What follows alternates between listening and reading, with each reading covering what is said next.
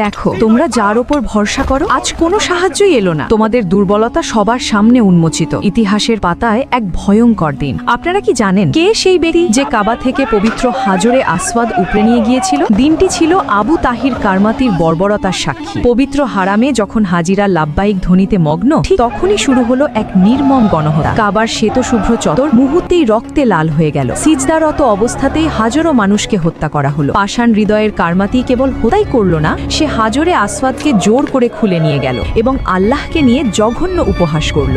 সেদিন আকাশ থেকে কোনো সাহায্য আসেনি। মুসলিম উম্মাহ কেবল অসহায় হয়ে চোখের পানি ফেলেছিল, কারণ এটি ছিল আল্লাহর পক্ষ থেকে এক চরম পরীক্ষা। সেই গভীর অন্ধকারের সাবার ছাড়া মুমিনের আর কোনো আশ্রয় ছিল না। কিন্তু মনে রাখবেন, অত্যাচারীর ক্ষমতা ক্ষণস্থায়ী। দীর্ঘ ২২ বছর পর আল্লাহর রহমতে সেই পাথর সসম্মানে ফিরে আসে এবং জালিমদের রাজত্ব চূর্ণ বিচূর্ণ হয়ে যায়। এই ঘটনা আমাদের শেখায়, আল্লাহ তার ঘর নিজেই